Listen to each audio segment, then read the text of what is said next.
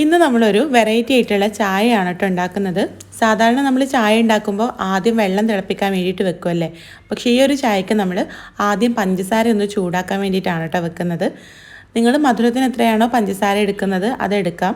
ഞാനിവിടെ 2 വലിയ സ്പൂൺ പഞ്ചസാര ഒരു പാനിലേക്ക് ചേർത്തിട്ട് ചെറിയ തീയിലാക്കി വെച്ചിട്ടുണ്ട് കേട്ടോ. കുറച്ച് സമയം കഴിയുമ്പോൾ പഞ്ചസാര ഇതുപോലെ മെൽറ്റ് ആവാൻ തുടങ്ങും. ആ സമയത്ത് ഒന്ന് ഇളക്കി കൊടുക്കാം.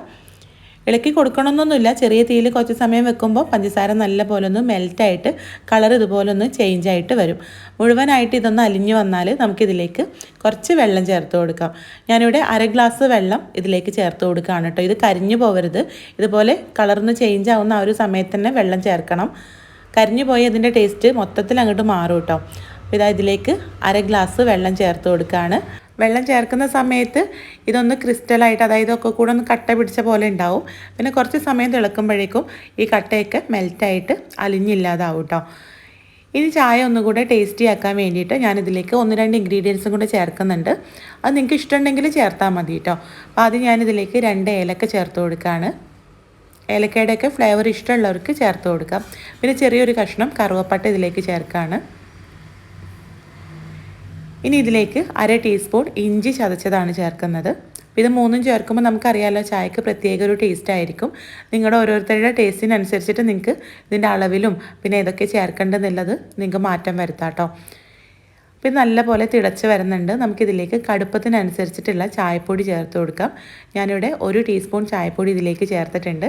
ഇനി നമുക്കിത് നല്ല പോലെ ഒന്ന് തിളപ്പിച്ചെടുക്കാം. ഇനി ഇതിലേക്ക് നമ്മൾ ചേർക്കുന്നത് പാലാണ് കേട്ടോ. നമ്മൾ ആദ്യം 1/2 ഗ്ലാസ് വെള്ളമാണല്ലോ ചേർത്തിട്ടുള്ളത്, അതിൻ്റെ ഇരട്ടി 1 ഗ്ലാസ് പാലാണ് ഞാനിപ്പോൾ ഇതിലേക്ക് ചേർത്ത് കൊടുക്കുന്നത്.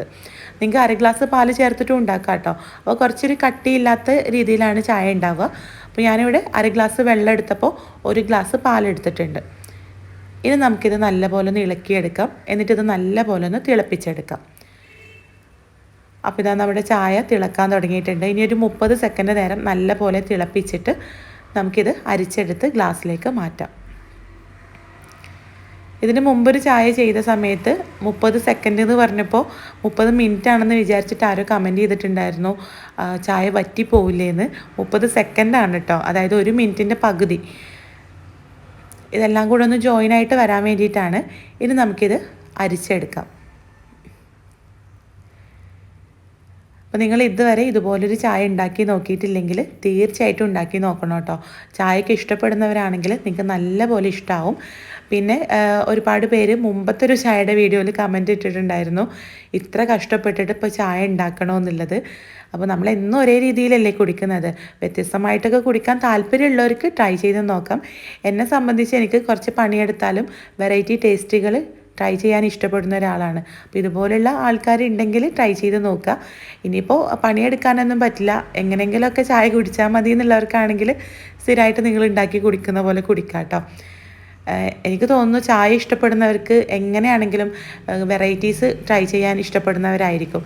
എത്ര പണിയെടുത്താലും ചായ കുടിക്കാൻ വേണ്ടി മാത്രം കിലോമീറ്ററുകളോളം താണ്ടി പോകുന്ന ആൾക്കാരെ എനിക്കറിയാം. അപ്പോൾ അതൊരു അഡിക്ഷനാണല്ലോ ചായ എന്ന് പറയുമ്പോൾ. അപ്പോൾ താല്പര്യമുള്ളവർ ഉണ്ടാക്കി കുടിക്കുക. പിന്നെ നിങ്ങൾക്ക് ഇഷ്ടപ്പെട്ട ചായയുടെ റെസിപ്പി താഴെ ഒന്ന് കമൻറ്റ് ചെയ്ത് തരാം കേട്ടോ. നിങ്ങളൊക്കെ എന്തെങ്കിലും ചായയിൽ വെറൈറ്റീസ് ട്രൈ ചെയ്യാറുണ്ടെങ്കിൽ. അപ്പോൾ ഈ ഒരു ചായ ട്രൈ ചെയ്യാത്തവർ ട്രൈ ചെയ്യുക. കൂടുതൽ വീഡിയോസിനായിട്ട് നമ്മുടെ പേജ് ഒന്ന് ഫോളോ ചെയ്യാൻ മറക്കരുത്. അപ്പോൾ നമുക്ക് അടുത്ത വീഡിയോ